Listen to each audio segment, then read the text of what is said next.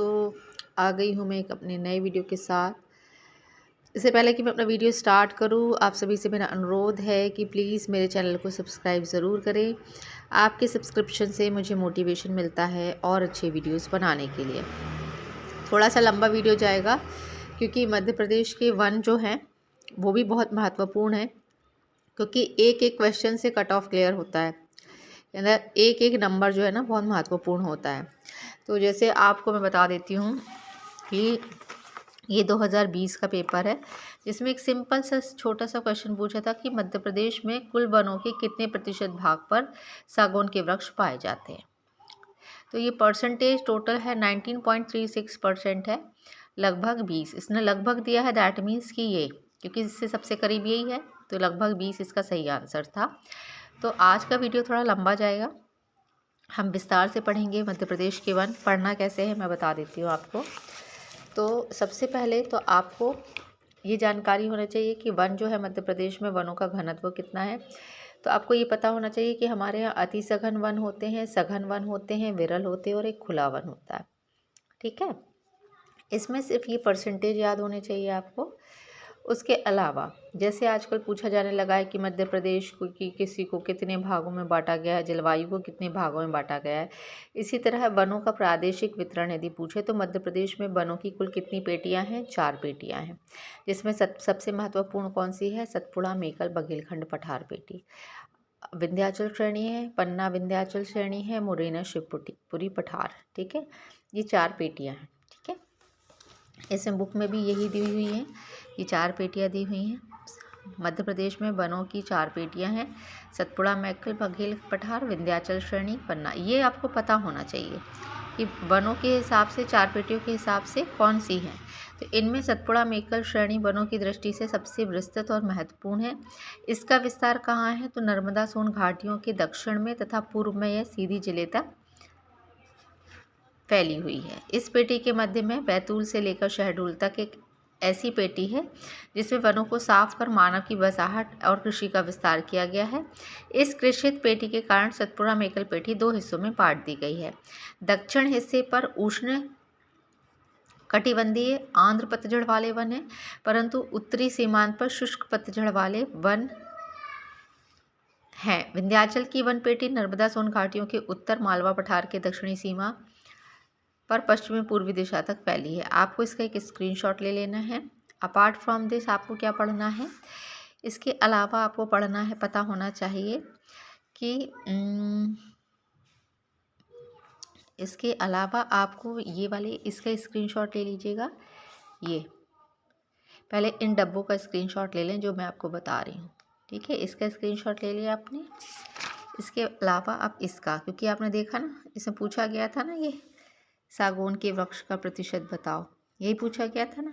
तो आपको ज़्यादा कुछ तो नहीं, सागौन का पता होना चाहिए, साल का पता होना चाहिए और मिश्रित बाँस का पता होना चाहिए। इतना तो आपको ओवरऑल पता होना ही चाहिए। तो आपको इसका एक स्क्रीनशॉट ले लेना है और आपको याद क्या करना है? ये प्रतिशत याद करने हैं। सागौन का प्रतिशत कितना था? 19.36 तथ्यवान बुक में दिया हुआ है इसके बारे में। ठीक है, और इसके अलावा यदि हम देखें तो वर्षा की मात्रा घटने बढ़ने के साथ ही इन वनों के लक्षण बदलते हैं। इस आधार पर राज्य के वन 4 प्रकार के कहे जाते हैं। तो अब वर्षा के आधार पर कितने प्रकार से कहे जाते हैं? 4। तो उष्ण कटिबंधीय आर्द्र पतझड़ वन, उष्ण कटिबंधीय शुष्क पतझड़ वन, कटीले वन तथा उपांद्र पहाड़ी वाले वन। ठीक है, तो 2000 अभी Madhya Pradesh food safety officer का पेपर में पूछा गया था कि हमारे यहाँ कौन से वन नहीं पाए जाते, तो उसमें एक अल्पाइन करके दिया हुआ था ऑप्शन, तो वो वाला सही था। तो आपको मोटा मोटा तो पता होना चाहिए प्रीलिम्स के लिए, ये मेंस के लिए है। इसका एक स्क्रीनशॉट ले लीजिए, आपको यदि पढ़ना हो तो इसका स्क्रीनशॉट लेके आप इसको पढ़ सकते हैं डेप्थ में भी। ठीक है, एक ये। और अब हम सागौन वगैरह के बारे में पढ़ लेते हैं। तो सागौन के वनों के बारे में आपको क्या पता होना चाहिए? ये कितनी औसत रूप की वर्षा ज़रूरी है, सागौन वन के लिए कितनी औसत वर्षा होनी चाहिए ये पता होना चाहिए। ये मध्य प्रदेश के किन भागों में पाए जाते हैं तो ये पता होना चाहिए। ठीक है, साल एक सदाबहार वन है, साल के बारे में भी इसका एक आप स्क्रीनशॉट ले लीजिए। ये वनों का संगठन है। ठीक है, ये आप पढ़ लीजिएगा।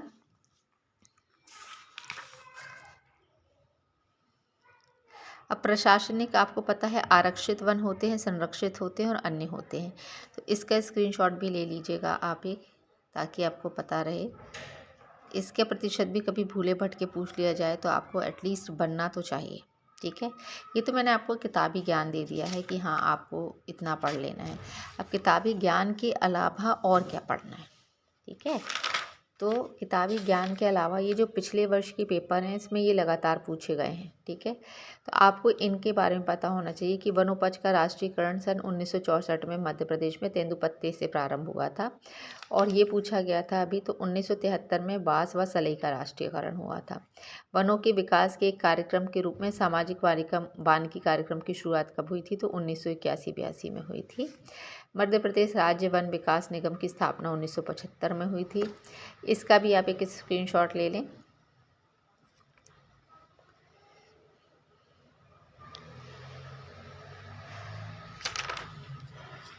ये मैंने अच्छे से लिख दिया है सागौन के वन के बारे में। इसे आप इस तरीके से नोट्स बना के पढ़िएगा। प्रीलिम्स के जब आप रिवीजन नोट्स तैयार करें ना, तो इसको इस तरीके से तैयार करना है कि सागौन का इंग्लिश नाम क्या है, टीक फॉरेस्ट।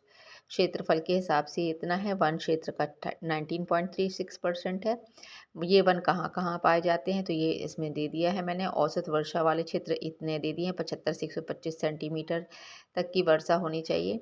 ऐसे वनों के लिए काली मिट्टी सर्वाधिक उपयोगी होती है। ठीक है, अब साल के वनों के बारे में पढ़ लें तो ये कितना है, 4.15% है कुल वन क्षेत्र का। साल के जंगल कहाँ पाए जाते हैं तो ये मैंने जिलों के नाम दे दिए हैं। औसत वर्षा कितनी ज़रूरी है तो 120 सेंटीमीटर ज़रूरी है। लाल व पीली मिट्टी साल के वन के लिए। ठीक है, और रेलवे स्लीपर और निर्माण सामग्री इससे तैयार की जाती है। इतना मोर देन सफिशिएंट है। अपार्ट फ्रॉम दिस, क्षेत्रफल की दृष्टि से मध्य प्रदेश में सर्वाधिक वन आवरण कहाँ है तो ये दे दिया है मैंने, बालाघाट। यहाँ पे 54.4% वन पाए जाते हैं। इसके बाद छिंदवाड़ा, बैतूल, श्योपुर, ढिंडोरी। और सबसे कम वन क्षेत्रफल की दृष्टि से मध्य प्रदेश में सबसे कम वन कहाँ पाए जाते हैं तो उज्जैन, रतलाम, शाजापुर, भिंड और राजगढ़। सबसे कम परसेंट कितना है, 0.59%। ठीक है, इसके अलावा आपको ये बहुत अच्छे से पढ़ना है कि भारतीय वन प्रबंधन संस्थान भोपाल में है, जिसकी स्थापना 1982 में हुई थी। भारतीय वन अनुसंधान संस्थान, यहाँ प्रबंधन है या अनुसंधान है, ये जबलपुर में है। इसका एक स्क्रीनशॉट ले लीजिए आप। पढ़ के बता देती हूँ। उष्णकटिबंधीय वन अनुसंधान संस्थान ये जबलपुर में है। वन प्रबंधन और शिक्षा केंद्र वन रेंजर कॉलेज बालाघाट में है।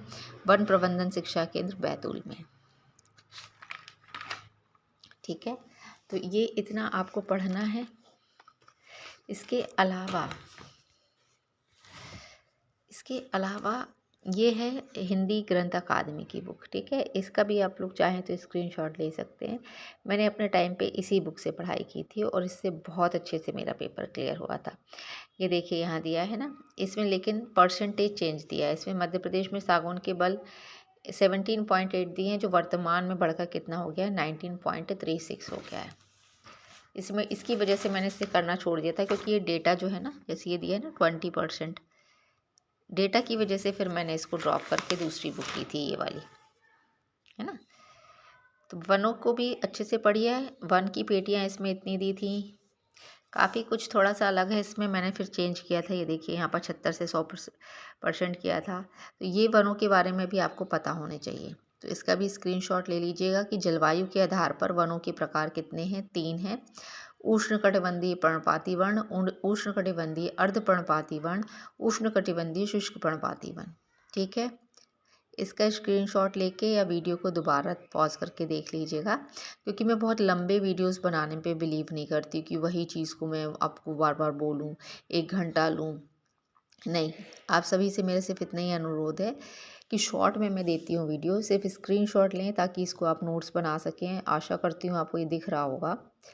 चैनल को सब्सक्राइब ज़रूर करें दोस्तों, और प्रीलिम्स क्लियर ज़रूर हो जाएगा। एक बार बस आप मेरे चैनल पर जाकर मैंने जो वीडियोस तैयार किए हैं उन पर जाकर देखिए, क्योंकि मैंने बहुत ऑथेंटिक और रिलेवेंट कंटेंट प्रोवाइड किया है।